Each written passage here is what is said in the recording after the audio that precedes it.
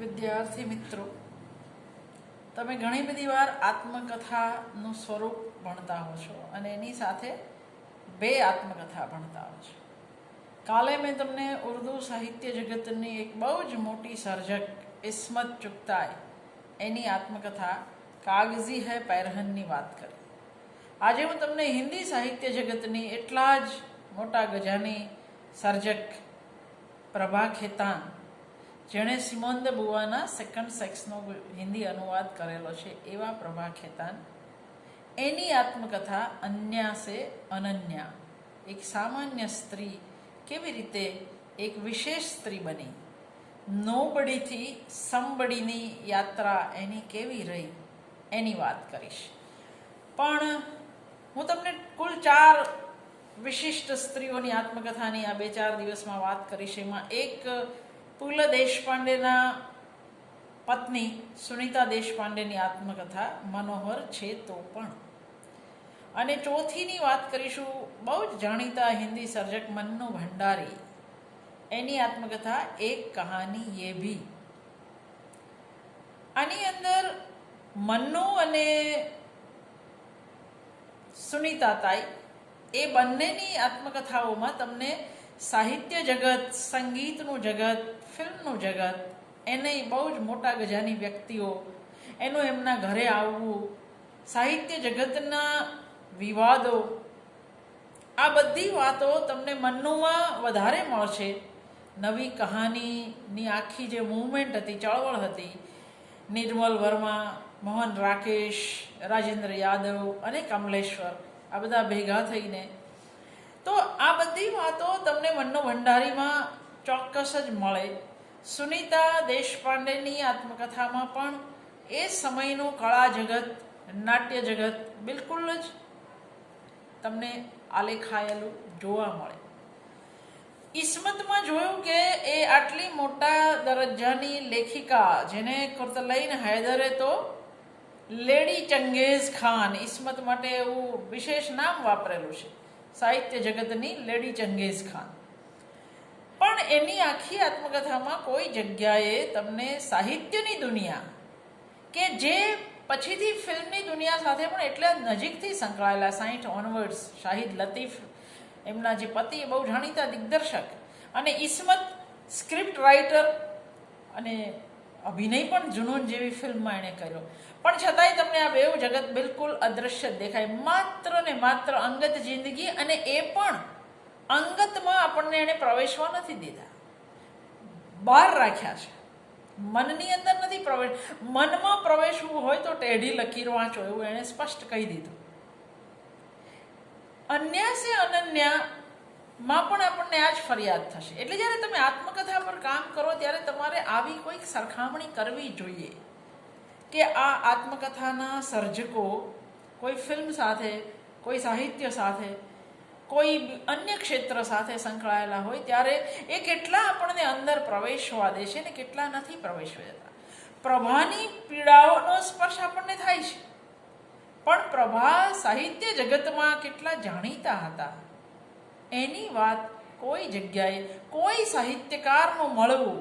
માત્ર મન્નુ ભંડારી અહીંયા આવે છે કારણ કે મન્નુ ભંડારી પાસે પ્રભા ખેતાન સ્કૂલમાં ભણેલા હતા એટલા માટે. બાકી અહીં સાહિત્ય જગત બિલકુલ જ અદૃશ્ય છે. આપણે માનીએ છીએ કે આત્મકથાકારને પણ સામગ્રીના તિરસ્કાર પુરસ્કારને છૂટ હોય, એને જે લેવું હોય તે જ લે અને ન લેવું હોય ન લે. દાખલા તરીકે આપણા નર્મદે શરૂઆતમાં જ કહ્યું છે કે જે નહીં કહેવું હોય એ તો નહીં જ કહો, તો આપણે એમાં ના નથી પાડતા, ભાઈ ના કે, પણ તમે જે જગત સાથે સંકળાયેલા છો એ જગતનો પડછાયો સુદ્ધા ન પડે તમારી આત્મકથામાં, તો પ્રશ્ન તો થાય. એટલે એવો પ્રશ્ન આપણે જુદી જુદી આત્મકથાની વાત કરીશું ત્યારે ઉઠાવતા જઈશું. આજે પ્રભા ખેતાનની અન્યા સે અનન્યા મળે તો અચૂક વાંચવી, બહુ જ મજા આવશે એવી આત્મકથા. આમ પણ હિન્દી સાહિત્ય જગતમાં છેલ્લા 3-4 દાયકાના અતિ વિલક્ષણ જે સર્જકો ગણાય છે, મૈત્રેયી પુષ્પા, પ્રભા ખેતાન, મન્નુ ભંડારી, એ બધાની આત્મકથાઓ આપણને મળી. પણ એમાં પણ વિલક્ષણ બુદ્ધિજીવી ગણાતા સાહિત્યકાર પ્રભા ખેતાન, જે 42માં જન્મ્યા અને 2008માં જેમનું મૃત્યુ થયું. પ્રભા ખેતાન દર્શનશાસ્ત્ર, અર્થશાસ્ત્ર, સમાજશાસ્ત્ર, વિશ્વ બજાર અને ઉદ્યોગ જગતના બહુ જ મોટા જાણકાર હતા. હું ઉદ્યોગ જગત કહું છું. આ એક એવી સ્ત્રી જે મારવાડી કુટુંબમાંથી આવેલી, જ્યાં ભણવાની પણ મનાઈ હોય, દીકરીને બહાર નીકળવાની પણ મનાઈ હોય, ઘૂમટા વગર ના નીકળાય, એ કોઈ એક સમયે કલકત્તાની અંદર ચેમ્બર ઓફ કોમર્સની પ્રેસિડેન્ટ થાય. એટલે મેં કહું ફ્રોમ નોબડી ટુ સમબડીની આ યાત્રા છે. આ બધા ક્ષેત્રોના એ જાણકાર હતા. દર્શનશાસ્ત્રમાં એમણે પીએચડી કરેલું હતું. નારીવાદી લખાણોના ગંભીર પ્રખર અભ્યાસી પ્રભા ખેતાને સ્ત્રીના શોષણ વિશે, એની પાછળ જવાબદાર માનસિકતા વિશે, નારી મુક્તિના સંઘર્ષ વિશે ઘણું લખ્યું છે. आओ पेपे घर चले, छिन्न मस्ता, पीली आंधी, अग्नि संभवा, तालाबंदी, अपने अपने चेहरे, આ બધી પ્રભા ખેતાનની જાણીતી નવલકથાઓ છે. अपरिचित उजाले, सीढ़ियाँ चढ़ती हुई मैं, एक और आकाश की खोज में, कृष्ण धर्मा में, हुस्न बानो और अन्य कविताएं, अहल्या, આ એમના જાણીતા કાવ્ય સંગ્રહો છે. उपनिवेश में स्त्री, सार्त्र का अस्तित्ववाद, सार्त्र शब्दों का मसीहा, सिमोन दे बुवाना सार्त्र शब्दों का मसीहा, आल्बेर कामू, वह पहला आदमी. આ એમના બહુ વખણાયેલા પુસ્તકો છે. એની રેન્જ જુઓ તમે. આટલી નવલકથાઓ, આટલા કાવ્ય સંગ્રહ, આટલા લખેલા પુસ્તકો. અને સિમોન દ બુવાના ધ સેકન્ડ સેક્સનો કેટલી દળદાર ચોપડી છે. એનો પ્રભા ખેતને કરેલો અનુવાદ સ્ત્રી ઉપેક્ષિતા વંચાયો પણ બહુ અને વખણાયો પણ ખાસો. હંસ સામયિક આપણે બધા જાણીએ છીએ, પ્રેમચંદજીએ શરૂ કરેલું અને પછી રાજેન્દ્ર યાદવ એને આગળ ચલાવતા. હવે રાજેન્દ્ર યાદવ પછી અત્યારે કોણ ચલાવે છે તે મને અત્યારે ખબર નથી. એવું હોવું ન જોઈએ પણ એવું છે. હંસનો સ્ત્રી વિશેષાંક, ભૂમંડલીકરણ, પિતૃ સત્તા કે નયે રૂપ, એના એ સંપાદક હતા અને એ પણ બહુ વખણાયો. મારવાડી કુટુંબની બંગાળમાં મોટી થયેલી, કુટુંબ મારવાડી પણ રહ્યા હંમેશા કલકત્તા, બંગાળમાં મોટી થયેલી આ છોકરી દર્શન શાસ્ત્ર જેવો વિષય ભણીને માત્ર 22 વર્ષની ઉંમરે 5 સંતાનોના પિતા એવા 40 વર્ષના ડાક્ટર સાથે પ્રેમમાં પડે. દુનિયા આખીની ગાળો ખાય, અપમાનો વેઠે, છતાંય સંબંધ નિભાવે. સામા પૂરે તરી પોતી કો બિઝનેસ જમાવે અને એક દિવસ કલકત્તાની ચેમ્બર ઓફ કોમર્સની પ્રથમ મહિલા બને. પ્રથમ મહિલા પ્રમુખ બને. એ વાત જ આપણને સમજાવે કે પ્રભાનું જીવન કેવા સંઘર્ષો અને કેવા ઝંઝાવાતોમાંથી પસાર થયું હશે.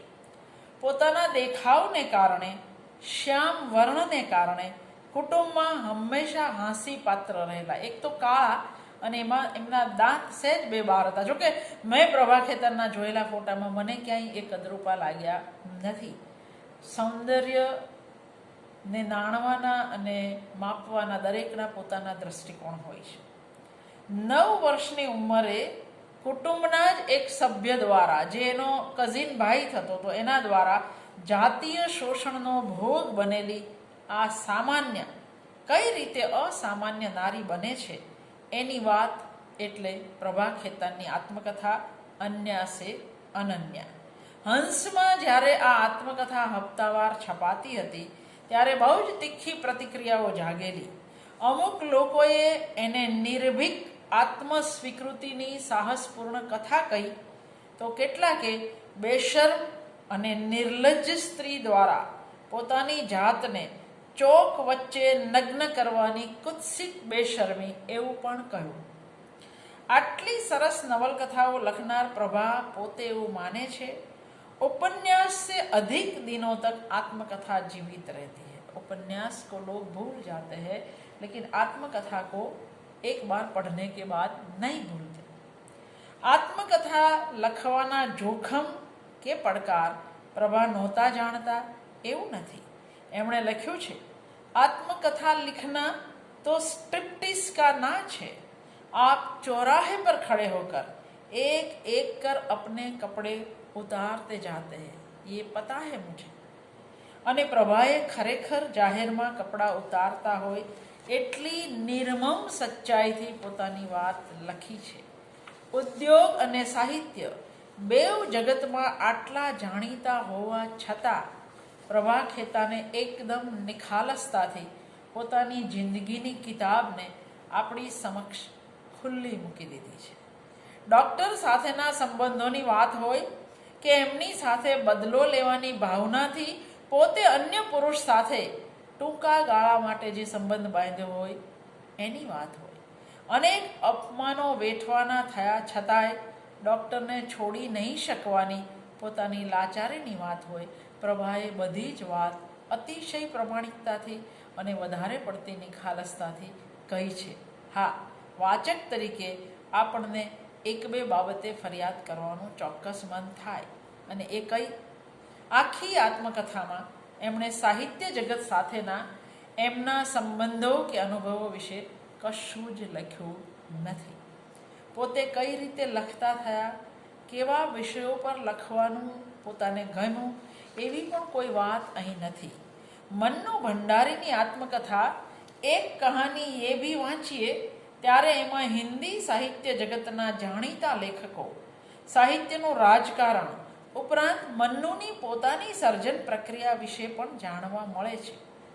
મન્નુ ભંડારીના વિદ્યાર્થીની પ્રભા સાહિત્ય જગતમાં મન્નુથી ઘણા વધારે સક્રિય અને જાણીતા હતા, છતાંય એમની આત્મકથામાં ડૉક્ટર સાથેના એમના સંબંધો તથા એના કારણે જન્મેલ સામાજિક સંઘર્ષ અને માનસિક તણાવ તથા હતાશા એ જ કેન્દ્રમાં રહ્યા છે। સાહિત્ય જગત કશે ભૂલમાં પણ પ્રવેશતું નથી। એક રૂઢિચુસ્ત મારવાડી પરિવારમાં જન્મેલા, શ્યામ રંગ અને બહાર દેખાતા દાંતને કારણે કાળી, દાંતાળી જેવા નામોથી ઘરમાં ઓળખાતા પ્રભા મા માટે ચિંતાનો વિષય હતા અને ભાઈ બહેન માટે મજાકનો વિષય હતા, કારણ કે બાકીના બધા દેખાવડા હતા। સરખી ચાલ, સીધી બેસ, ફ્રોક નહીં પણ સાડી પહેર, ઘરમાં રહે, કામકાજ શીખ, આવી સૂચનાઓ 10 વર્ષની ઉંમરથી જ શરૂ થઈ ગયેલી, કારણ કે પ્રભાનો ગ્રોથ જરાક કાઠું જરાક વધારે હતું। પિતા આદર્શવાદી છે પણ મા પરંપરાવાદી। પિતા દીકરીઓને ભણાવવા ઈચ્છે છે પણ મા સખત વિરોધ કરે છે। 9-10 વર્ષની દીકરીઓને પરણાવવાની વાતો કરતી માને ગાંધીવાદી પિતા કહે છે, ગાંધીજી બાળ વિવાહના વિરોધી છે। माँ तरत जवाब आपता कहे छे, बोलते रहे गांधी जी को तो लड़कियां है नहीं, उनको कहाँ उसको ब्याह करना है। पैसे टके सुखी घर में जन्मा हुआ छतांय प्रभा पोताने बाळपणमां अनाथ कहे छे। ए लखे छे, अम्मा ने कभी मुझे गोद में लेकर चूमा नहीं।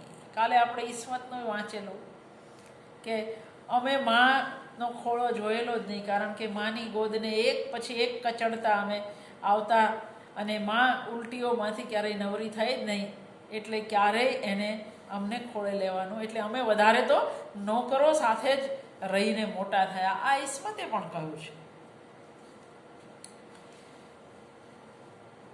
દાઈમાં સિવાય કોઈ એવું નહોતું જે પ્રભાને વાલ કરે। આ ઉપેક્ષિતપણું પ્રભાને આખી જિંદગી નડ્યું। એમણે લખ્યું છે, મેં उपेक्षिता थी, आत्मसम्मान की कमी ने मेरा जिंदगी भर पीछा किया। 9 वर्षनी उम्रे नजीकना सगा द्वारा घरमां ज बलात्कार थयो प्रभा पर, अने छतांय दाईमा एने समजावे छे के मूंगा रहेवानुं, कोईने कहेवानुं नहीं। वर्षों पछी डॉक्टर सर्राफ पण दाईमानी जेम ज कहे छे, ऐसी घटनाओं का किसी से जिक्र नहीं किया करते, इन्हें भूल जाना ही अच्छा है। प्रभाना मनमा सवाल थाय छे, उत्पीड़न के बावजूद औरत से खामोश रहने को क्यों कहा जाता है? 10 વર્ષની ઉંમરે માસિક ધર્મ શરૂ થવાને કારણે માં એને ગાળો ભાંડે છે. ઘરમાં ભાઈ બહેનના બાળકો એને અછૂત કન્યા કહીને બોલાવે છે, કારણ કે ઘરમાં પાળવાનો રિવાજ છે. બાળપણમાં એમને કેટલા બધા પ્રશ્નો થતા. માં કેમ મારાથી ઘૃણા કરે છે? હું કેમ તાડ જેવી ઊંચી થતી જાઉં છું?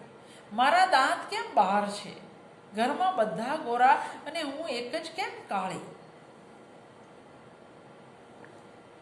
દેખાવ બાબતે નોકરથી માંડી ઘરના તમામની ટીકાઓ અને ઉપેક્ષા સહન કરતા પ્રભા પોતાનાથી 18 વર્ષ મોટા ડાક્ટર સર્રાફના પ્રેમમાં પડી જીવનભરની ઉપેક્ષા અને એકલતા સામેથી વહોરી લે છે. એમની યાદોના જંગલમાં પીડા, એકલતા અને ઉપેક્ષા જ સામે મળે છે. છતાં પ્રભા લખે છે, મેરે સાથ મેરા अकेलापन हमेशा रहा है, पर ये अकेलापन मुझे जीवन का अर्थ भी समझाता रहा है. हाँ, मैं टूटी हूँ, बार बार टूटी हूँ, पर कहीं तो चोट के निशान नहीं. दुनिया के पैरों तले रौंदी गई, पर मैं मिट्टी के लौंदे में परिवर्तित नहीं हो पाई. इस उम्र में भी एक पूरी की पूरी साबुत औरत हूँ, जो जिंदगी को झेल नहीं रही बल्कि हंसते हुए जी रही है, जिसे अपनी उपलब्धियों पर नाज है. આમ તો માત્ર પ્રભા જ જેનો જવાબ આપી શકે. આપણે તો માત્ર અનુમાન જ કરી શકીએ કે પ્રભાની અંદરની ભીરુતા, અસલામતી, ડાક્ટર પર નિર્ભર રહેવાની એની લાચારીનું કારણ એમનું આ અનાથ બાળપણ હશે. આપણે તો માત્ર અનુમાન કરી શકીએ. મા, ભાભી, બહેનોની જિંદગી જોઈને મોટા થયેલા, પ્રેસિડેન્સી કોલેજની ખુલ્લી હવામાં વિહરતા પ્રભાએ જાત સાથે નક્કી કરેલું કે મારે માં કે ભાભી જેવી જિંદગી જીવવી નથી. જો ઈસ્મતે પણ નક્કી કરેલું કે હું બાકીના જેવી જિંદગી નહીં જીવું. મેં અપને જીવન કો આંસુઓ મેં નહીં બહા सकती.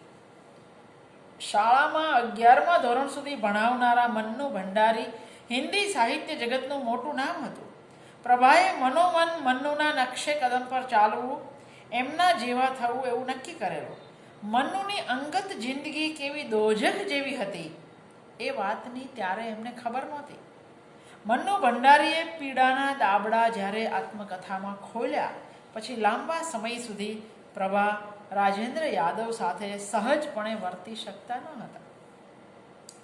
કોલેજમાં એમને વાંચવાના માર્ગે વાળનાર ડૉક્ટર ચેટર્જીએ ગુરુદક્ષિણામાં એની પાસે માંગેલું, સ્ત્રી હોના કોઈ અપરાધ નહીં है, पर नारीत्व की आंसू भरी नियति स्वीकार करना बहुत बड़ा अपराध है. अपनी नियति को बदल सको तो वह एकलव्य की गुरु दक्षिणा होगी. આવું ગુરુએ કહ્યું છે. જો કે આ ગુરુ દક્ષિણા પ્રભાએ અડધી જ આપી એવું આપણે કહેવું પડે. એમણે પોતાની જાતને તો સાબિત કરી, પણ આંસુઓએ એમનો કદી પીછો ન છોડ્યો. કોલેજ કાળ એમના માટે બાહ્ય ઉપરાંત મનોજગતની અરાજકતા પણ લઈને આવ્યો. મનના ધરાતલ પર ઘણું ઘણું બદલાઈ રહ્યું છે. દુનિયાભરના ફિલસૂફો સાથે સાથે એ માર્ક્સ પણ છાત્ર કામોની સાથે માર્ક્સ પણ વંચાઈ રહ્યા છે. બંગાળ હડતાલના જડબામાં છે. નક્સલવાદી આંદોલન એની ચરમસીમા પર છે. નક્સલવાદી હિંસાથી પ્રભા ત્રસ્ત હતા અને એના વિરોધી પણ હતા. કદાચ એટલે એના વિશે અહીં વિરોધી સૂર વ્યક્ત થયો છે. ચીનનું આક્રમણ, ડાબેરીઓની નિર્ભ્રાંતિ, 75ની કટોકટી, આ બધું પ્રભાની બુદ્ધિ પ્રતિભાના ઊંડાણથી એના મૌલિક આકલન સાથે આલેખાવું જોઈતું હતું એવી આપણી અપેક્ષા હોય, પણ એના બદલે અહેવાલની જેમ સપાટી પરથી આ બધું કહી દેવાયું છે. જાણે કે પોતીકી પીડા અને પોતીકા પ્રશ્નોમાં અને વેપારમાં અટવાયેલા પ્રભા પાસે બદલાતા દેશકાળ વિશે વિચારવાનો સમય જ નહોતો.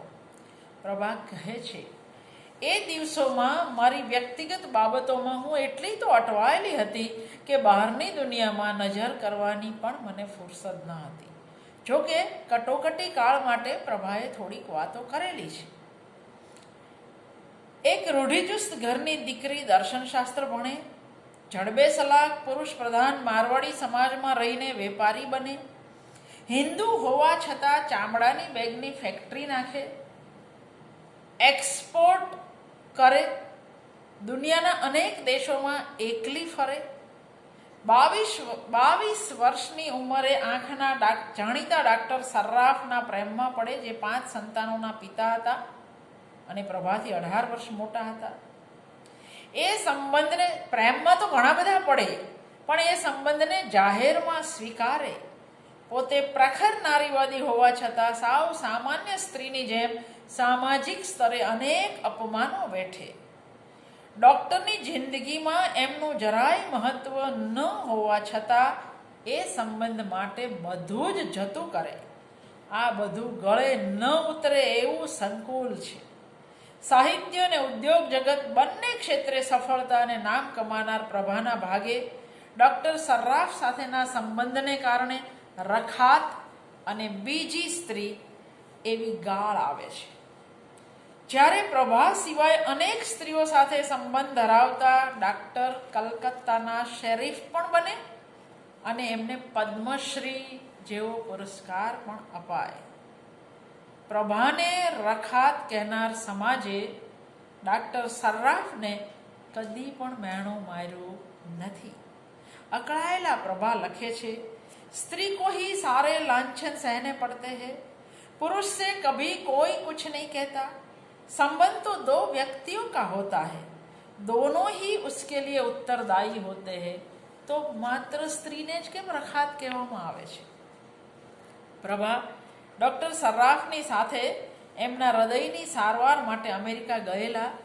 ત્યાંથી આત્મકથાનો આરંભ થાય છે. આ એટલી બધી રસાળ છે કે નવલકથા વાંચતા હોય એવું જ લાગે છે. યજમાન પત્નીએ કરેલા અસહ્ય અપમાનો ગળી જઈને ડાક્ટરના સ્વાસ્થ્ય માટે પ્રભા ધરાર એમની સાથે રહે છે. ડૉક્ટરના સ્વાસ્થ્ય બાબતે ચિંતા કરવાની હવે જરૂર નથી એવું જ્યારે એક્સપર્ટ ઓપિનિયન મળે છે, ત્યારે પ્રભા ડૉક્ટરની પત્નીએ खरीदी માટે एक लंबी यादी पकड़ावेली છે प्रभा ने कि अगर अमेरिका जाते हो तो ये सब लेके आना.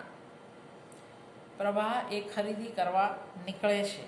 મન ચિંતામુક્ત થયું એટલે પ્રભાની વેપારી બુદ્ધિને એક નવી ડિઝાઇનની મોંઘી ચામડાની બેગ ખરીદવાની ઈચ્છા થઈ. ડૉક્ટરના પત્ની અને બાળકો માટેની તમામ ખરીદી પ્રભા પોતાના પૈસાથી કરે છે, ડાક્ટરના પૈસાથી નહીં. આ $250 બેગ પણ એણે પોતાના પૈસે જ ખરીદી હતી અને છતાંય ડાક્ટર બરાડે છે, તારું ભેજું તો ઠેકાણે છે ને, તારામાં બુદ્ધિ જેવું કંઈ છે? પ્રભાનો જવાબ છે, મેં મારા પૈસે ખરીદી કરી છે, બીજા બધા માટે પણ કેટલી ખરીદી થઈ છે. પણ ડાક્ટરનું માનવું છે એ બધી ચીજો એમની જીવન જરૂરિયાતની ચીજો છે. અને લાલચોર ડાક્ટર સર્રાફ પ્રભાને રસ્તા પર એકલી છોડી હોટલ જતા રહે છે. અજાણ્યા દેશમાં રસ્તા પર નોંધારા ઉભેલા પ્રભા પાસે ન તો પાકીટ હતું, ન તો પાસપોર્ટ. એક જૂના મકાનના ઓટલે બેસી ચોધાર આંસુએ રડતા પ્રભા આત્મકથાના આરંભે જ જાતને પૂછે છે, मैं क्या लगती थी डॉक्टर साहब की, मैं क्यों ऐसे उसके साथ चली आई, प्रियतमा, मिस्ट्रेस, शायद आधी पत्नी, पूरी पत्नी तो मैं कभी नहीं बन सकती क्योंकि एक पत्नी तो पहले से मौजूद थी, वे बाल बच्चों वाले व्यक्ति थे, पिछले 20 सालों से मैं उनके साथ थी, मगर किस रूप में, इस रिश्ते को क्या नाम दूं, भला प्रेमिका की कोई भूमिका हुई, प्रेम तो सभी करते हैं, प्रेम करने वाली स्त्री माँ, बहन, पत्नी, वो कुछ भी हो सकती है, या फिर सीधे सीधे उसको रखेल कह दो ना. रखेल का अर्थ क्या हुआ? वही जिसे रखा जाता है, जिसका भरण पोषण पुरुष करता है, लेकिन डॉक्टर साहब ने तो मेरा भरण पोषण नहीं किया, उससे मैंने कभी कोई आर्थिक सहायता नहीं ली, मैं तो खुद कमाती थी, स्वावलंबी थी, एक आत्मनिर्भर संघर्षशील स्त्री थी. हाँ, डॉक्टर साहब से मैं प्यार जरूर करती थी. એમને પ્રશ્ન દુનિયા સામે છે, શું કદી કોઈ કુંવારી છોકરીએ પરણેલી વ્યક્તિને પ્રેમ કર્યો જ નહોતો? મેં એવું તે શું અનોખું કર્યું હતું કે આખી દુનિયા મારી પાછળ પડી ગઈ છે? અમેરિકામાં યજમાનની પત્ની હદ બહારનું સહી જ ન શકાય એવું અપમાન કરે છે. એ સમયે વેપાર જગત અને સાહિત્ય જગતમાં પ્રભાનું નામ બહુ જ મોટું હતું. ત્યારે આ અપમાન થઈ રહ્યું છે. 88-90ની વચ્ચે ઇન્ડિયા ટુડેમાં એમની પ્રતિભાને લઈને એમના ફોટા સાથે એક લેખ પ્રગટ કર્યો હતો અને એ છતાં સાવ સામાન્ય સ્ત્રી એમને ગમે તેમ સંભળાવી જાય છે. પ્રભા માટે વધારે આઘાત અને નવાઈની વાત એ છે કે ડાક્ટર સરાફ આ સાંભળે છે અને એક શબ્દ પણ પોતાના પક્ષે બોલતા નથી. આગ આગ થઈ જતા પ્રભા વિચારે છે, मैं प्रभा खेतान, आखिर मैं कौन हूँ? क्या मेरी कोई पहचान नहीं है? मैं सधवा नहीं क्योंकि मेरी शादी नहीं हुई, मैं विधवा नहीं क्योंकि मेरा कोई दिवंगत पति नहीं, मैं कोठे पर बैठी हुई रंडी भी नहीं क्योंकि मैं अपने देह का व्यापार भी तो नहीं करती. कलकत्ता एयरपोर्ट पर મૂકવા આવેલી डॉक्टर सर्राफની પત્નીએ પ્રભાને કહેલું, आप जैसे इन्हें लेकर जा रही है वैसे ही लेके भी आइएगा. ये मेरी अमानत है, मेरा सुहाग, ये मेरे बच्चों के पिता है. આ સાંભળીને પત્ની પ્રભાને સાથે જવાનું કહે છે, કારણ કે તમને વિદેશમાં સમજ પડે, તમે ડાક્ટરને સાચવી શકો, પણ ये मेरा सुहाग है, मेरी अमानत है. આ સાંભળીને પ્રભાને પ્રશ્ન થાય છે, फिर मेरे क्या है? क्या 25 सालों के संबंध के बावजूद डॉक्टर साहब मेरे कुछ नहीं लगते? मेरे जीवन में इस व्यक्ति का कोई महत्व नहीं. પછીના વર્ષોમાં ડાક્ટરને કેન્સર થાય છે ત્યારે પણ એમની પત્ની પ્રભાનો હાથ પકડીને કહે છે, अब आपको ही सब कुछ संभालना है.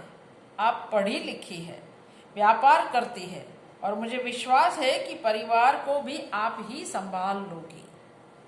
પ્રભાને રાત દિવસ ગાળો દેતા ડાક્ટરના સગાઓ બધા પણ હવે डॉक्टर साहब को आप ही संभाल सकती है, आप पर बहुत कुछ निर्भर है એવું કહી બધો જ ભાર પ્રભા પર નાખી દે છે. ને નવાઈ એ છે કે પ્રભા આ બધો ભાર ઊંચકે પણ છે. સૌથી મોટી નવાઈ એ છે. આંખ બતાવવા ગયેલા 22 વર્ષના પ્રભા 5 સંતાનના પિતા એવા 40 વર્ષના ડાક્ટર સર્રાફના પ્રેમમાં પડ્યા ત્યારે ઘરમાં બધાએ વિરોધ કરેલો, પણ એક ક્ષણે પ્રભા કોઈનું સાંભળવા તૈયાર ન હતા. અનેક સ્ત્રીઓ સાથે સંબંધ ધરાવનાર ડાક્ટર સર્રાફ જીવ્યા ત્યાં સુધી પ્રભાનો તમામ રીતે ફાયદો ઉઠાવતા રહ્યા. જોકે પહેલા દિવસે એમણે પ્રભાને રોકેલી, સમજાવેલી, अपने आप को इतनी आसानी से आग में मत झोंको, तुम बेपरवाह हो और मैं अपने आप को कभी माफ़ नहीं कर पाऊंगा, मैं खुद से नफरत करने लगूंगा. પણ પ્રભા કશું સાંભળવા ત્યારે તૈયાર નહોતા.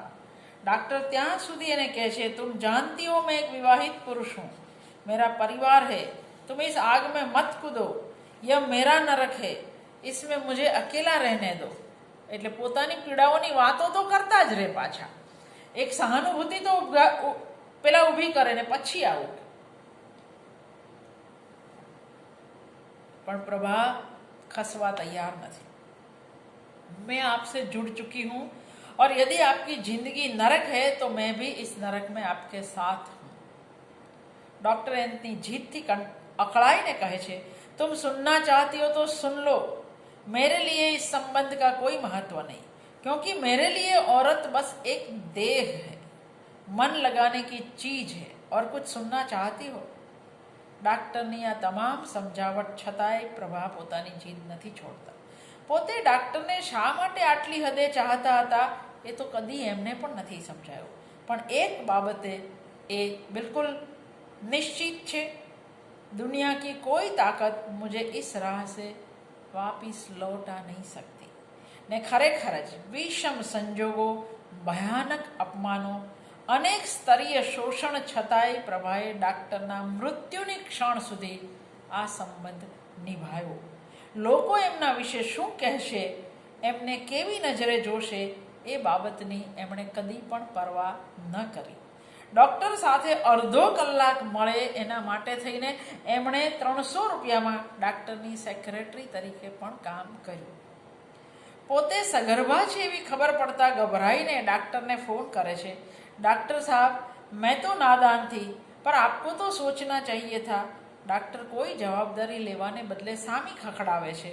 તું ભણેલી છે, આધુનિક છે, વળી મને તો પહેલા દિવસે જ ખબર પડી ગયેલી કે તું કંઈ કુંવારી નથી. પ્રભાની દલીલ બિલકુલ વાજબી છે.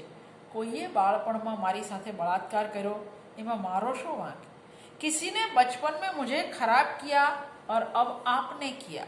काश मेरे जीवन में ये सब नहीं घटा होता. लेकिन क्या ये मेरी गलती है, सिर्फ मेरी?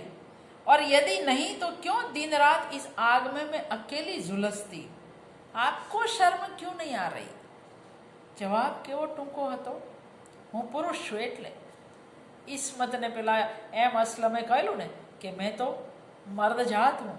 આ જવાબ ભણેલી ગણેલી જાણીતી સર્જકોને પણ મળેલો છે. હું પુરુષ છું એટલે. ગર્ભપાતની ફેક્ટરી જેવી જગ્યાએ પહોંચીને એ ગર્ભપાત કરાવે છે, પણ એટલે વળી પાછી ડાક્ટરનો ઉપકાર એના માથા પર ચડી જાય છે, એટલે વળી આ સંબંધમાં એ પાછી અટવાતી જાય છે. પ્રભાને ડાક્ટર માટે સાહજિક લાગણી છે બધા બંધનોથી પર, પણ ડાક્ટર માટે એવું કશું નથી. જે સંબંધ માટે પ્રભાએ પોતાનું સઘળું હોડમાં મૂકેલું એ સંબંધ ડાક્ટર તો સમય મળે, સમાજ ન નડે એનું ધ્યાન રાખીને નિભાવતા હતા. પરિવાર સાથે ફરવા જાય ડાક્ટર ત્યારે એમના કુટુંબનું પેકિંગ ખરીદી સુદ્ધા પ્રભા કરે છે.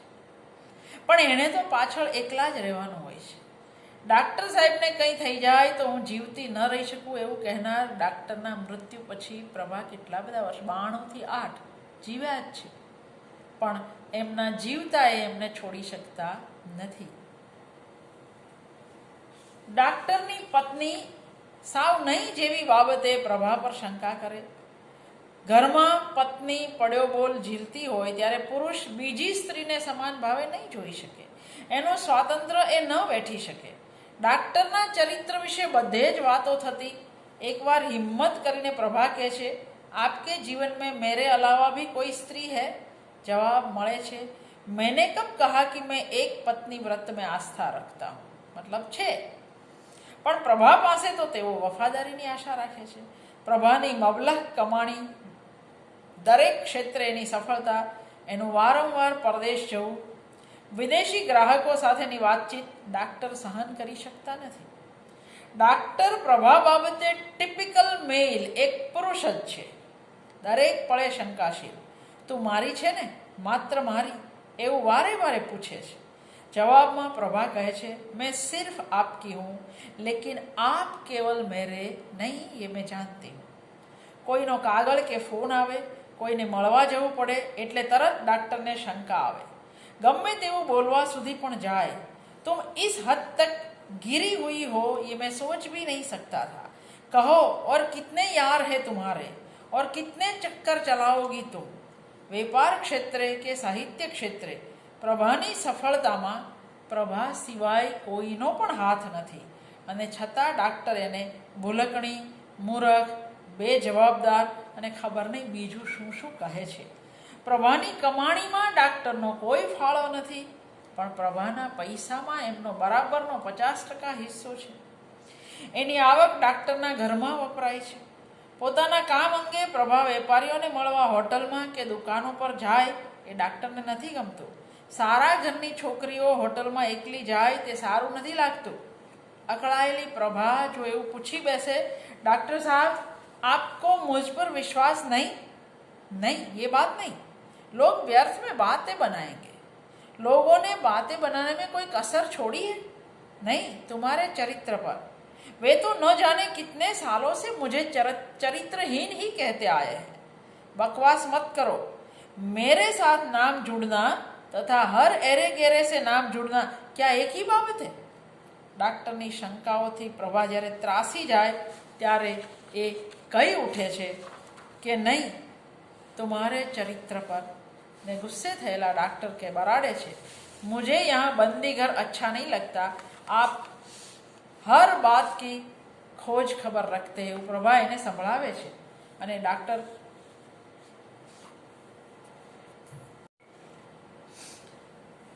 प्रभा जो એવું કહે કે मुझे ये बंदीघर अच्छा नहीं लगता, आप हर बात की खोज खबर रखते. કાગળો પણ વાંચે, ફોન પણ બીજા રૂમમાં સાંભળે. અને ગુસ્સે થયેલા ડાક્ટર કહે છે, तो एक काम करो, तुम रंडी खाना ही खोल लो। प्रभा सामे बराड़े छे, स्वतंत्र स्त्री का क्या यही अर्थ हुआ कि उसे वेश्या का दर्जा दिया जाए? डॉक्टर ने प्रभाना पैसा गमता, पण प्रभाने मळता लोको, एने मळतुं मान ए डॉक्टर सहन करी शकता नथी। एना सतत शंकाशील स्वभावथी थाकीने ये कही बैसे छे, डॉक्टर साहब मैं थक गई हूं अपने चरित्र की कैफियत देते देते। आटली शंका, कचकच, झगड़ाओ, अपमान, रड़વું આ સતત ચાલ્યા કરતું અને દરેક વખતે લડ્યા પછી માફી માંગવી, આઈ લવ યુ કહેવું આપણને નવાઈ લાગે કે પ્રભા જેવી મેધાવી સ્ત્રી આટલા અપમાનો કઈ રીતે વેઠી લેતી હશે? આત્મસન્માનના ભોગે એણે આ સંબંધ શા માટે નિભાવ્યો હશે? મને તો આ આત્મકથા વાંચ્યા પછી બિલકુલ સમજાયું નથી। આમ પણ આત્મકથા વાંચનારને પ્રભાના વ્યક્તિત્વમાં સતત એક વિરોધાભાસ દેખાશે। વેપાર અર્થે દેશ વિદેશમાં ફરવું, કલકત્તા ચેમ્બર ઓફ કોમર્સના પ્રમુખ બનવું, છડેચોક ડૉક્ટર સર્રાફ સાથેનો સંબંધ રાખવો, આવી અનેક બાબતે એ સામા પૂરે તરનારા મહિલા છે, પણ અંગત જીવનમાં એ સાવ સામા છેડાનું વર્તન કરે છે। ડૉક્ટરના પત્ની કે બાળકો એમનો ગમે એટલો લાભ ઉઠાવે, ડૉક્ટરના કૌટુંબિક સગાઓ કે મિત્રો ડૉક્ટરની પત્નીની હાજરીમાં પ્રભાનું અપમાન કરે, ચૂડેલ, હરામજાદી જેવી ગાળો આપે, તો સામે થવાને બદલે પ્રભા એમને પગે પડીને ગાળો ન આપવા વિનંતી કરે છે। આમ નવાઈ લાગે આપણને। કોઈ જમવા આવવાનું હોય તો ડૉક્ટરની પત્ની એમની પાસે રસોઈ કરાવડાવે, ટેબલ સજાવડાવે અને મહેમાનના આવ્યા પહેલાં એમણે પાછું ચાલ્યા જવાનું, એની સામે નહીં આવવાનું, પણ બધું કરવાનું પ્રભાએ। ઘરની પાર્ટીની અરેન્જમેન્ટ, છોકરાઓની વરસગાંઠની પાર્ટીઓની અરેન્જમેન્ટ, પત્નીની ખરીદી, એટલી હદે કે મોટા છોકરાના ભણવાની તમામ જવાબદારી, આ બધું જ પ્રભા કરે છે અને છતાંય કોઈને એની કિંમત નથી। આપણને નવાઈ લાગે। એ પોતે પૂછે છે કે મારા આત્મસન્માનને શું થઈ ગયું? પણ આવું એકવાર નહીં, અનેક વાર થાય છે। નારીવાદી લખાણો લખનાર પ્રભા જે હદે પુરુષનું આલંબન સ્વીકારે છે, પોતા પરનું એનું વર્ચસ્વ, આધિપત્ય સ્વીકારે છે, એ આપણને ગળે નહીં ઉતરે। અન્ય સ્ત્રીઓ સાથેના ડૉક્ટરના સંબંધો પછી પણ એમની સ્વકેન્દ્રિતા અને સ્વાર્થીપણાને પામી ગયા પછી પણ પ્રભા તો સાહિબ મારો એક એનો જ રાગ આલાપે તો નવાઈ ન લાગે તો બીજું શું થાય? જીવનના તમામ ઉતાર ચઢાવ, તણાવ, સંઘર્ષ, હતાશાને બેબાક વાચા આપનાર પ્રભાએ જોકે પોતાની આ મર્યાદાને પણ નિખાલસતાથી સ્વીકારી છે। ડૉક્ટર સર્રાફ વગર પોતે નથી રહી શકતા, અન્ય કોઈ પુરુષને પોતે નથી સ્વીકારી શકતા, એ એમણે એક કરતાં વધારે વાર કબૂલ્યું છે। ડૉક્ટરને છોડી દેવાની તમામ કોશિશમાં નિષ્ફળ ગયા ત્યારે પ્રભા કાઉન્સિલર, જ્યોતિષી, સાધુ, બાવા આ તમામની મદદ લે છે। એને તો નવાઈ લાગે, પણ આપણને લાગે કે આટલી તેજ તર્રાર સ્ત્રી, આટલી મેધાવી, ફિલોસોફી જાણનાર સ્ત્રી એક પુરુષને ન છોડી શકે? પોતાની જાત સાથે સતત લડતા રહ્યા। એમને સમજાતું નથી કે કિસ लिए बबूल के कांटे चबा रही थी और खून भी थूक रही थी, किस लिए आखिर? डॉक्टर वगैर नहीं चालतुं, पण समांतरे हवे संबंधनो थाक पण एटलो ज लाग्यो छे। संबंध बांधती वेळानो प्रेम, उन्माद ए तो बधुं हवा थई गयुं छे। ए कबूले छे हशे क्यारेक प्रेम, पण हवे तो बची छे मात्र रुग्ण निर्भरता। एक बीजी वातनी पण वाचकने नवाई लागे के संबंध तोड़वामां प्रभाने डॉक्टरनो डर लागे छे। ए कहे छे बड़े दबंग व्यक्ति है डॉक्टर साहब, ऊपर तक उसकी पहुंच है, मारो धंधाने चौपट करी दे तो, एनी राजकीय पहुंचथी मने नुकसान पहोंचाडे तो। प्रेमनी अंदर डर होय? आवा प्रश्नो जो थाय तो प्रभानी आत्मकथा आपणने कहेशे के हाँ क्यांक हशे पण खरो। जाहेर मंच पर, प्रवासोमां बधे डॉक्टर साथे एमनी पत्नी होय, मित्रों, सगाओनी पत्नीओ दरेक पळे प्रभाने एहसास करावती रहे छे एमना मेणाओथी, तुम कुछ नहीं हो, सुहाग के नुपुर तुम्हारे पैरों में नहीं है, फिर तुम क्यों व्यर्थ में इधर उधर डोल रही हो? आटला वर्षों में मने शू मळ्युं? अपमान अने आंसू सिवाय। पण पाछी जात पासे कबूले छे एक अवैध रिश्ते को जीवन दिखलाने के प्रयास का शायद यही हश्र होना था। डॉक्टर आवी दरेक क्षणे मीठी भाषाમાં લાગણીથી છલકાઈ જતા હોય એમ એને પટાવે છે। तुम्हारे बिना कुछ भी करना मेरे लिए संभव नहीं है, तुम्हारे सहारे के बिना मैं क्या मेरा परिवार भी नहीं चल सकता, मैं तो नहीं चल सकता, मेरा परिवार भी नहीं। तुम भली भांति जानती हो श्रीमती जी को मेरी सफलता से कोई मतलब नहीं, श्रीमती जी रहेंगी अपने बच्चों के पास, हम तुम कहीं और चले। પણ આ બધી ઠાલી વાતો છે એ પ્રભા સમજે છે। છેલ્લા તમામ વર્ષો એણે ડાક્ટરની રાહ જોવા સિવાય કશું કર્યું નથી। અડધો કલાક એમની સાથે મળે એટલા માટે પોતે જિંદગીના કેટલા કલાકો વેડફ્યા હતા એ યાદ કરતા પ્રભા લખે છે, જો આટલી વાર મેં ભગવાનની પ્રતીક્ષા કરી હોત તો ભગવાન પણ મળી જાત। એ પોતે પોતાની જાતને કહે છે, હું મિત્રોને મળી શકું, સિનેમા જોવા જઈ શકું, પણ હું કશું કરતી નથી। आखिर मैं क्यों नहीं जीती अपने लिए, क्यों मैं क्यों एक परजीवी की तरह जीती जा रही हूँ, किस लिए? हिसाब लगाओ तो एक महीने में 24 घंटे के अधिक समय मैं और डॉक्टर साहब साथ रह नहीं पाते। आ બધું સમજવા છતાં પ્રભા કદી પણ ડાક્ટરને છોડી નથી શક્યા। ક્યારેક સારા મૂડમાં હોય ત્યારે પ્રભા પ્રત્યેની આભારની લાગણી પ્રગટ કરતા ડાક્ટર કહે છે, तुमने तो न केवल मेरा बल्कि इस परिवार का बोझ भी ढोया है। પણ આવું તો ક્યારેક જ કહેશે। ડૉક્ટરના ઘરના લગભગ તમામ પ્રશ્નો, આયોજનો અને આર્થિક પાસા પ્રભાએ એકલે હાથે નિભાવ્યા છે। ડૉક્ટરના પત્ની બેવડી રમત રમે છે, સંતાનોના કામ, આર્થિક જરૂરિયાત બધું પ્રભા પર નાખી પોતે મુક્ત રહે છે। ડૉક્ટર બીજી સાથે સંબંધ રાખે એની ફરિયાદ પણ આ ડાક્ટર પત્ની પ્રભાને જ કરે છે। જો સ્ત્રી જે સ્ત્રી પ્રભા ખેતાન ધ સેકન્ડ સેક્સનો આપણને અનુવાદ કરી આપતી હોય, શાસ્ત્ર તથા કામો વિશે લખતી હોય, એ ક્ષણે ક્ષણની ગુલામી, શંકાઓને અપમાન કઈ રીતે વેઠી શકતી હશે? આટલા અપમાનો, આર્થિક શોષણ છતાં ડાક્ટર માટે તો એ માત્ર દેહ જ રહી। એના દેહની જેમ જ એના વેપાર પર, પૈસા પર ડાક્ટરનું જ વર્ચસ્વ રહ્યું હંમેશા। પોતાની કમાણીમાંથી પોતાની મરજી પ્રમાણે એ કશું પણ કરવા ગયા ત્યારે કાયમ ડાક્ટર એમને ટોકે છે। પોતાના દીકરાને વ્યવસાયમાં પ્રભાએ ઠરીઠામ કરવાનો, દીકરીને પ્રભાએ સલાહ આપવાની, મહેમાનોને પ્રભાએ સાચવવાના, અને આ બધું કરવા છતાં બાળકોના મનમાં પ્રભા માટે ભારોભાર કડવાશ રોપવામાં આવી છે। ડૉક્ટર એક દીકરાને ખોળે લેવાની વાત કરે છે ત્યારે નિર્ભ્રાંત પ્રભા જવાબ આપે છે, એ એનો જ રહેશે, મારો કદી નહીં થાય। મેં જિંદગીના 25 વર્ષ તમારા સૌ પાછળ ગુમાવ્યા, હવે ભ્રમ સેવવાથી શો ફાયદો?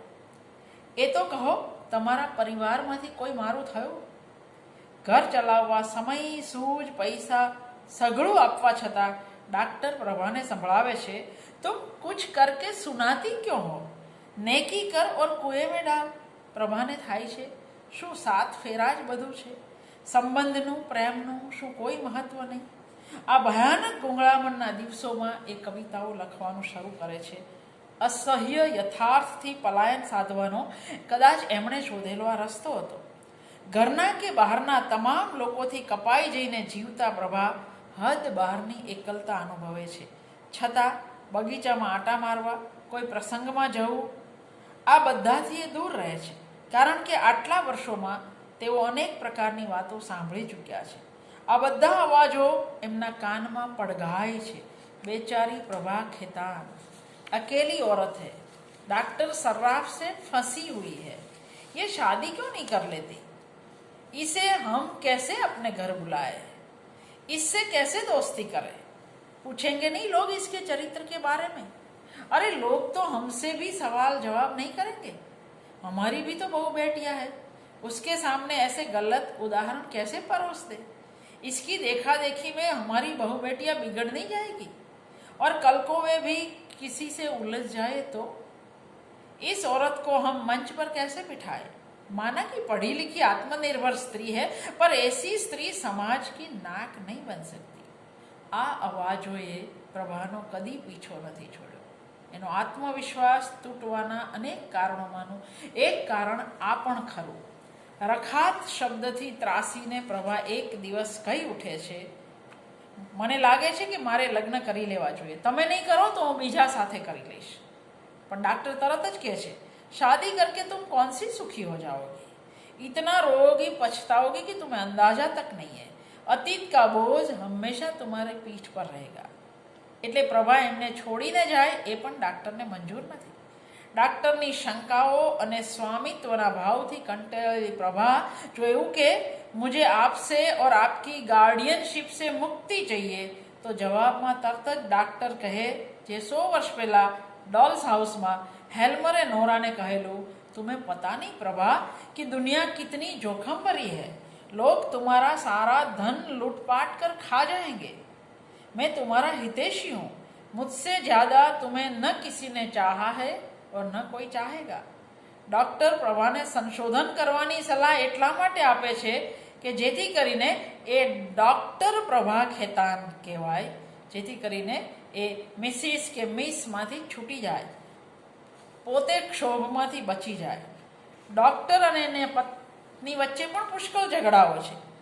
હંમેશા રડી કકળીને પત્ની જ જીતી જાય છે અને ડાક્ટર હથિયાર હેઠા મૂકી દે છે. આ જોઈને પ્રભા વિચારે છે, शक्तिमान पुरुष कितना कमज़ोर होता है तथा हर रूप में असहाय और कमज़ोर दिखने वाली औरत कितनी ताकतवर हो सकती है, कैसे अपने पति को नियंत्रित कर सकती है. प्रभा कहे છે, મેં હંમેશા ભયગ્રસ્ત રહી. કેટલા ભય છે, ડાક્ટરથી છૂટા પડી જવાનો ભય, લોકોના મહેણાનો ભય, એકલા રહેવાનો ભય, જાણે કે ભય એમનો સ્થાયી ભાવ છે. એ કહે છે, मेरा होना पत्नीत्व नामक जो संस्था है उसको चुनौती दे रहा था. सहमति की खोज में मैं बुरी तरह थकने लगी थी. मैं बस पति पत्नी के बीच में एक वह थी, एक बाहरी तत्व, अनचाही स्वीकृति. मैं कायर और बुज़दिल थी, इतनी अधिक डरी सहमी कि सर उठाकर पूछ भी नहीं पा रही थी कि आखिर मुझे इतनी निर्मम सजा क्यों दी जा रही है. ડૉક્ટરથી પ્રભાનું સ્વતંત્ર વ્યક્તિત્વ બિલકુલ નથી બેઠાતું. એક બાજુ સમર્પિત પત્ની અને બીજી બાજુ પોતાના વ્યક્તિત્વની શોધ કરતી આર્થિક સંપન્ન બહારની દુનિયામાં જાણીતી સ્વતંત્ર સ્ત્રી. અને આ સંબંધમાં ગુમાવવાનું માત્ર પ્રભાના ભાગે જ આવ્યું છે. ડાક્ટરે કશું નથી ગુમાવ્યું. એ કહે છે પણ ખરા, मुझे कभी घर की सुरक्षा नहीं मिली, मातृत्व से मैं हमेशा वंचित रही, मुझे अपनी रोटी आप कमानी पड़ती है અને તોય લોકો મને રખાત કહે છે. એની સ્વતંત્રતા જોઈ અને એક દિવસ ડॉक्टर કહે છે, तुम पुरुष होती जा रही हो, तुम ज़्यादा हिसाब किताब करती हो, दिन रात अपने काम में उलझती रहती हो. हाँ भाई, पैसा जो कमा रही हो. प्रभा तरत जवाब આપે છે, लेकिन इस पैसे में से 1/3 आपके पास भी तो आता है, मुझे सुनाओ मत, मैं थूकता हूँ तुम्हारे पैसों पर. પ્રભાના પૈસા પર સંપૂર્ણ કાબુ ધરાવતા આ ડાક્ટર જ્યારે આવું કહે ત્યારે આપણને ખાલી હસવું આવે. સાવ એકલી, પરિવારથી, સમાજથી બહિષ્કૃત આ સ્ત્રી કઈ રીતે ટકી હશે એવો પ્રશ્ન થાય. આર્થિક સાહસોમાં, સર્જનાત્મક જગતમાં એની સફળતા એક મિસાલ હતી, પણ આ એક સંબંધ પાછળ એમની બધી જ સિદ્ધિઓ ઢંકાઈ જતી. એ લખે છે, મેં અકેલી थी, इतनी अकेली कि मैं किसी का रोल मॉडल नहीं बन सकती, कोई लड़की मेरे जैसी नहीं होना चाहती थी, मेरी तमाम सफलताएं सामाजिक कसौटी पर पछाड़ खाने लगती, सारी उपलब्धियां अपनी चमक खो देती, अतः मेरी स्वतंत्रता एक जहरीली थी, जहाँ तनाव अधिक था, कभी न खुलने वाली गांठें थी. डॉक्टर પરની એમની નિર્ભરતા વાચક તરીકે આપણને ગળે નથી ઉતરતી, પણ એમણે કબૂલ્યું છે એક કરતાં વધારે વાર કે પોતે ડાક્ટર વગરના જીવનની કલ્પના કરી શકતા નથી. પ્રભા માત્ર દુનિયા સાથે લડે છે એવું નથી, એ પોતાની જાત સાથે પણ એટલું જ લડે છે. એમની દ્વિધા કારમી છે. પ્રેમ કરીને પોતે કશું ખોટું નથી કર્યું એવું જાતને કહેવાનું છે અને પાછું દુનિયાને કહેવાનું છે. કદાચ એટલે જ એમને જાતને પુરવાર કરવી એ અનિવાર્ય બની ગયો છે. ઉદ્યોગ જગતમાં, સાહિત્ય જગતમાં સફળ થાય અને જિંદગીના કાળા ડાઘ ભૂસાઈ જાય એવું વિચારે એનો અર્થ એ જ થાય કે પ્રભા આ સંબંધને કાળો ડાઘ માનતા હતા. એક બાજુ પ્રેમ કર્યો ત્યારે શહીદી વરવા જેટલો ઉત્સાહ હતો. ભલે એક ક્ષણની નબળાઈ હોય, પણ હું કઈ દુનિયાની પહેલી છોકરી ન હતી જેણે પરણેલા પુરુષને પ્રેમ કર્યો. આવું જાતને કહેનાર સાર્ત્ર અને રસેલના લગ્ન સંસ્થા વિરુદ્ધના વિચારોથી કેળવાયેલા મને આ સામાજિક વિદ્રોહ કર્યો હતો. સમાજ સ્વીકૃત માળખાનો વિરોધ. હકીકતે એવું નથી, વિરોધ થતા થઈ ગયેલો. પણ આ વિદ્રોહે એમને શું આપ્યું? પારાવાર માનસિક સંતાપ, અપાર મૂંઝવણ. આ સંબંધ બાબતે ડૉક્ટરની જિંદગીમાં પોતાના સ્થાન વિશે સતત ચિંતા. ડાક્ટર લગ્ન જીવન ઉપરાંતના સંબંધથી ખુશ છે. એમના સામાજિક જીવનમાં પ્રભા સાથેના સંબંધથી કોઈ ફરક નથી પડ્યો. પ્રભા સાથેના સંબંધથી જેટલું લઈ શકાય એટલું ડાક્ટરે ફાયદા લીધા છે. ઈચ્છા થઈ ત્યારે બીજી સ્ત્રીઓ સાથે સંબંધ બાંધ્યા છે. ડાક્ટરની પત્નીએ જ પ્રભાને આ બીજી સ્ત્રી વિશે ફરિયાદો કરેલી છે. પણ પ્રભાના નસીબમાં રખાતનો જે વિશેષણ એ તૈયાર છે.